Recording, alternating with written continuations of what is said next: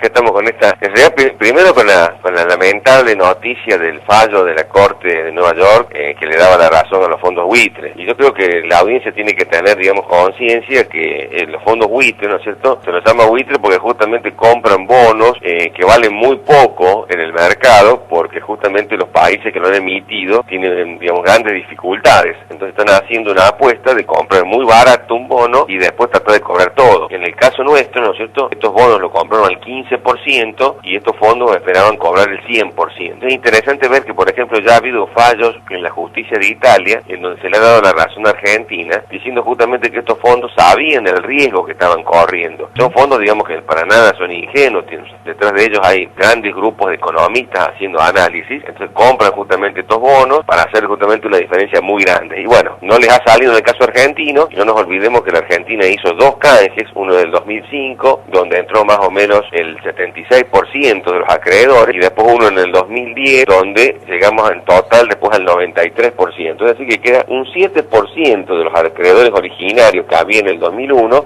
han quedado afuera de esto porque justamente se niegan a acordar con Argentina y están, digamos, empecinados en cobrar el 100%. Son fondos que buscan cualquier activo argentino en el exterior. Entonces ellos en realidad, por medio de este fallo, ¿no es cierto?, si quedara firme, quedarían habilitados a tratar justamente de embargar todo bien argentino, ¿no es cierto? Y por otro lado, embromarían lo que son, digamos, todos los bonistas que han acordado con Argentina. Nosotros, para poder pagar a los bonistas, enviamos fondos al exterior y esos bancos, ¿no es cierto?, se encargan después de pagarle a los bonistas que están en el exterior. Entonces, cuando nosotros enviamos esos fondos, ellos los van a embargar. Entonces, lo que están buscando es colocar una situación sumamente difícil, porque nosotros, cuando pase eso, vamos a quedar en default. ¿De cuánto estamos hablando? De 20.000 millones de dólares. El tema es que si nosotros aceptáramos lo que dice la Corte de Nueva York, automáticamente los que arreglaron con nosotros van a pedir lo mismo. Nosotros aceptamos eso, volvemos de nuevo a la situación de tener una deuda que es técnicamente, objetivamente impagable para Argentina. Hemos tenido una de las partes que a veces no se aprecian del crecimiento que hemos tenido estos últimos 10 años, es que, bueno, no se nos han desviado esos fondos como se nos desviaban antes. Para que lo cuantifiquemos, era más o menos un tercio del presupuesto nacional se iba tan solo en el pago de interés y no podíamos pagar ni siquiera el capital. Una situación súper, digamos, totalmente inviable. El default del 2001 es un default no, digamos, querido o político, sino un default porque realmente la capacidad económica argentina no permitía pagar esa deuda. Nosotros, junto con, digamos,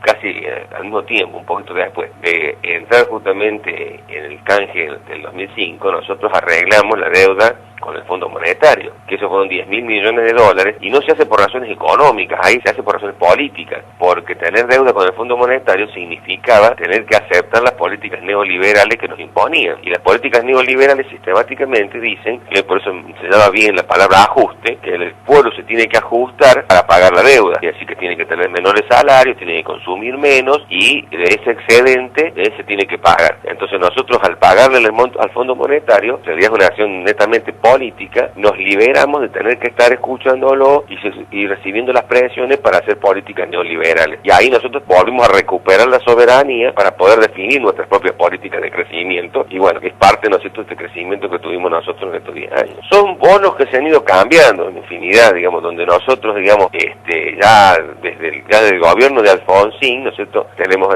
el plan Baker, después del gobierno de Menem tenemos el plan Brady, que significa que nosotros cambiamos deuda por nueva deuda, con nuevos intereses, después durante la época, nosotros de Menem tenemos con varios canjes de Cavallo, terminamos con De la Rúa y Cavallo con el mega canje por 50.000 millones. Entonces son deudas que en realidad se viene agrandando, y bueno, que su origen justamente está bien ahí en la época de la dictadura, y en donde nosotros hemos ido canjeando deuda por más deuda y se nos ha ido aumentando. El último mega canje de Cavallo fue una cosa espantosa porque nos aumentó en forma sideral la deuda por un aumento muy grande de los intereses. Nosotros en el 2005, cuando comenzamos a lograr justamente reencauzar la deuda por medio de un acuerdo razonable con los acreedores, donde nosotros los acreedores vamos y les decimos, miren, podemos pagar esto, y los acreedores prefieren cobrar poco a no cobrar nada, empezamos a encauzar y disminuimos considerablemente el peso justamente que tenía el pago de los intereses de la deuda y del capital en el presupuesto nacional. Y esa plata, bueno, ha ido justamente a fortalecer la economía argentina. Nosotros seguimos sacando créditos, pero lo estamos haciendo en una tasa muy muy inferior al crecimiento. Nosotros cuando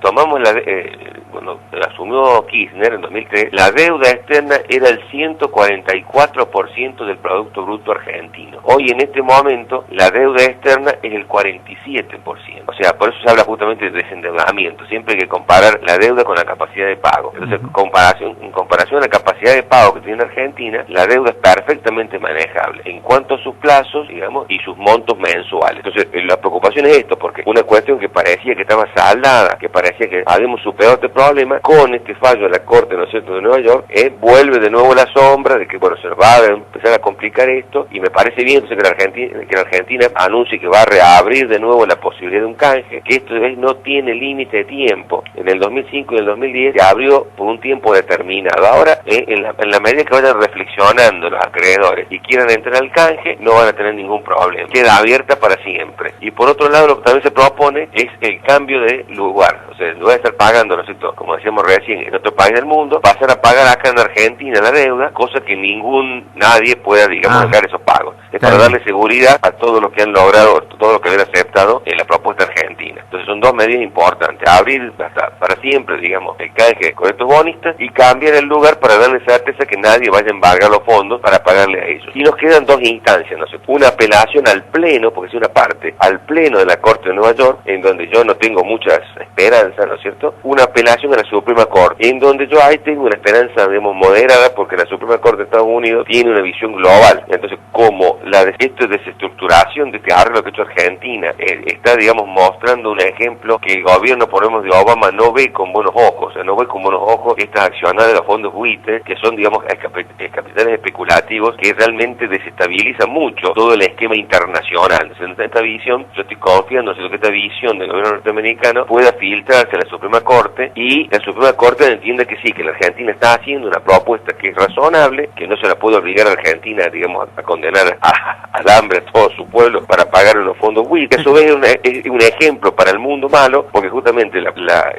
salida argentina está siendo considerado como una posibilidad para países como Grecia. Dentro de todo esto, por eso creo que desestabilice más. El mismo Fondo Monetario, que en general es muy reanuente a esto, está, digamos, teniendo una actitud crítica con respecto a los fondos buitres. A lo mejor, digamos, queda la posibilidad que a lo mejor tácticamente habría que haber mandado esto, digamos, antes, haber mandado la ley de apertura, ¿no es cierto?, para hacer más fuerte la posición argentina. O sea, la Argentina presentó, ¿no es cierto?, en la Corte de Nueva York un escrito diciendo que se venía a hacer un nuevo canje, pero no mandó la ley, ¿no es cierto? Entonces, a lo mejor eso podría haber sido tácticamente más importante, pero lo que me parece más bien, ¿no es cierto?, que es una Corte de Nueva York muy proclive a proteger los intereses financieros. No sé hasta qué punto realmente hubiera servido o no. Por eso yo tengo un poco más de esperanza con la Corte Suprema norteamericana, que es una apelación que recién iría el año que viene, si nos sale desfavorable el Pleno, ¿no es cierto?, de la Corte de Nueva York, para que, bueno, con una visión un poco más global, vean que justamente este fondo, esta cuestión no es un problema solamente que perjudica a Argentina, sino que embroma a todo el mundo. Nosotros quedaríamos desgraciadamente en default. O sea, nosotros quedamos en default, se nos pondría bastante áspera la situación, porque, qué sé yo, sale un avión de Aerolíneas Argentina en cualquier lugar del mundo, lo pueden embargar. Entonces, nosotros tenemos grandes dificultades, inclusive las mismas empresas tendrían dificultades para conseguir créditos, los pocos créditos que consigan las empresas privadas, ¿no es cierto?, tendrían tasas muy altas, el riesgo argentino parecería ficticiamente muy alto. Digo ficticiamente porque nosotros del canje en adelante hemos pagado pie juntilla cada centavo, ¿no es cierto? En eso hemos sido unos grandes pagadores. Lo único que no pagamos es esta gente que se ha empecinado a hacer un negocio espectacular a costa nuestra. Son todas partes de la negociación. Por ejemplo, en quitas que se hizo en el canje del 2010, se dejaron, digamos, de lado los intereses vencidos, que hay una ganancia espectacular a